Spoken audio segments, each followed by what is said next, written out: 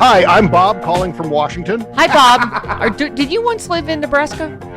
Wait, I have a question for Travis. Nevada? Travis? Yes? Travis? Yes? I'm Bob calling from Washington. Washington, D.C., the capital? Bob. I'm sorry.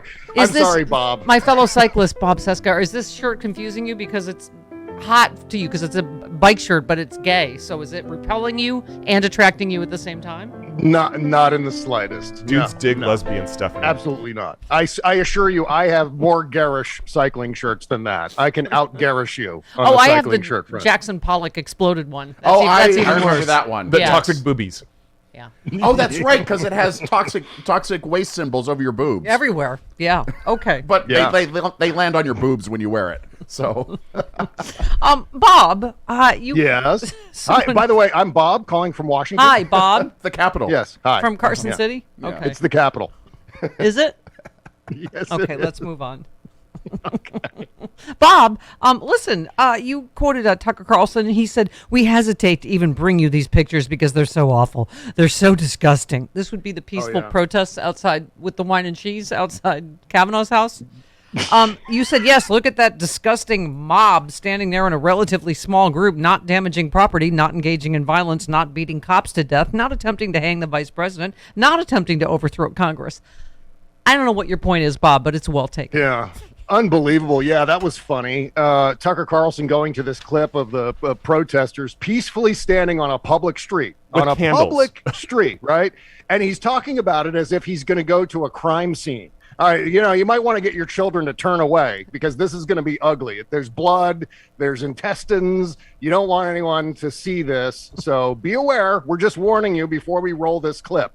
And then it's people just standing there with candles, not even saying anything. Yeah. And it's about, I would say, maybe 40 people at most. Yeah. It's like, oh my God, look at this disgusting mob of people. That Brett Kavanaugh's neighbors invited over and served wine and cheese to because Yeah. they also think a woman should have rights. Are they wearing white before Memorial Day? Oh, eek! Cecily would never. Oh my God. Yeah, Oh my God, that would make seriously, Tucker Susan pass out. Collins is more Yeah. concerned about chalk in the front of her house than the women losing their rights. I mean, Yeah, it's Steve insane. She Marmel called the posted a great- cops because there's chalk. Okay, go ahead. Steve Marmel posted a great meme where it said, marked safe from street chalk. Yes. The Facebook. Yes. Yes. Yeah. It's staggering. Susan Collins terrified of someone writing in chalk on the sidewalk in front of her house. Yes. Like, what is the reaction when you walk out of your house and you see that? Oh my God, there were some 5-year-olds here. Yes. That would be my first reaction. I mean, apart from I the content explain of what was you do. written. You tell your nephew to get a hose. So that your right. new That's girlfriend exactly doesn't right. see what your crazy ex is doing. Kids playing Do I have Yeah. to do everything, Chris? kids playing hopscotch Chalk. must terrify her. Yeah. There's Hopscotch. hopscotch in front of my house. Hi, this is Karen again. Well, we know now that the drama queen thing extends beyond Trump world Right. into the Susan Collins world. Yeah. I mean, you can Yeah. loop Tucker Carlson in on this too. The good God, they're passing out on their fainting couches over chalk and Yeah. peaceful protesters who were just standing You're there. right. You're right, Bob. There's no difference. It's all MAGA at this point. It's like it's just which Trumpier candidate won, right? I mean, Yeah, it just yeah. and Well, look and how- you're right. look- Susan look how much- Collins and Murkowski are enablers, so they're just as bad as the MAGA extremists. Yeah. Well, we've seen what they really believe this week because they're both unwilling to support this legislation today, which is inevitably going to fail. I mean, it's not going to pass. But I guess in the silver lining of it, if there is any silver lining in this, the Democrats will have something to say. Hey, look, well, they voted against it. All of these Republicans voted against it, voted to filibuster it. And so there's something for the campaign, but that doesn't really help women right now. And, there are many different steps, I think, that could also go into this process of legislating Roe and making sure to codify it. And maybe repealing the Hyde Amendment might be something that they could work on next, because that would allow, if they could repeal the Hyde Amendment, they could get some sort of federalization of abortion services or OBGYN services in some of these states. But I don't think they're going to go there either. We just don't have the votes. It's like we tied the legs together of the Senate Democrats, and then we're asking them to run a marathon. We can't. We can only go so far with 50 votes. Yeah. They are stopped right at that ledge, and they can't go any further. Eric Swalwell said that. Did you think we're +4 in the House? We're even in the Senate. Did you think this was going to be an FDR style, whatever? We need more Democrats. Period. You know, right. I mean, you retweeted Max Burns, who said Mitch McConnell heavily hinting the GOP will kill the filibuster in 2025 if Republicans hold Congress and the White House in order to ban abortion nationwide. Once again, his hypocrisy knows no bounds. The guy that's been saying, it should be up to the states, will blow up the filibuster to have the federal government force it on states. And you said, as I predicted, even without abortion, he would have done it just because the Democrats tried it and failed. How many times can we say that, right? Oh, yeah. Do it because he's going to. And yesterday he was on the floor of the Senate saying, oh, no, I'm not going to do that. Well, it's the Democrats who are ruining institutions and the whole, reversal, the whole opposite day thing. I know you are, but what am I is what he was basically saying.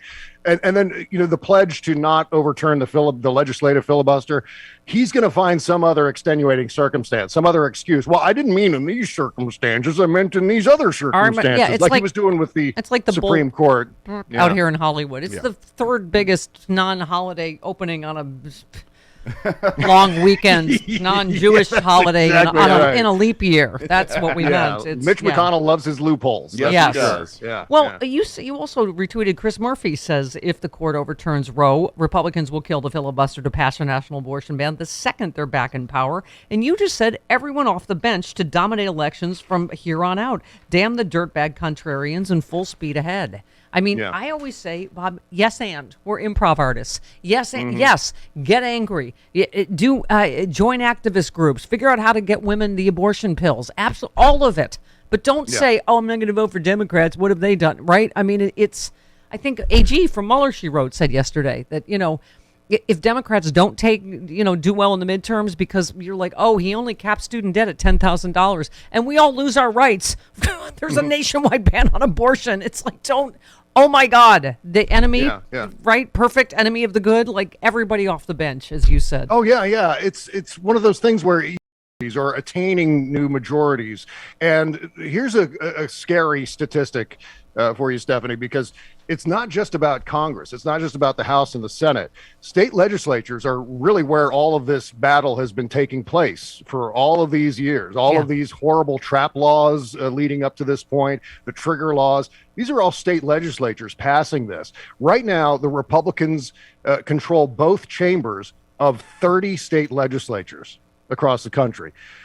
All they need is 8 more, and they have a 3/4 majority of state legislatures with which to pass constitutional amendments if they so choose. That's the scary number. Only 8 state legislatures away from having that power. Democrats have only, I think, 17 state legislatures controlled in both chambers. Obviously, trifectas is a different story. But in terms of this is where we really need to be focused on state legislatures. Expanding Democratic majorities at the state level and reducing the numbers of Republican trifectas. And that just requires hustle. It requires energy. It requires work beyond just screaming on Twitter. Right. We have to do more than that. We have to turn that screaming into actual on-the-ground action. And if we don't, then we're just handing it to them. We're doing this whole thing again where something terrible happens and we spring into action after it's already happened rather than getting at it before. Thank you. And so now we have this process where we have a lot of catching up to do. We have a lot of legislatures and majorities to win back if we're going to change this at all. And I think the long-term goal needs to be a constitutional amendment. That's another reason. What's the lesson? Listen to hysterical people like Bob and I that you are accusing of overreacting. Democrats have this habit of only thinking about stuff on Capitol Hill. We need to really start thinking even locally as well as in state houses. We need to get control of these things.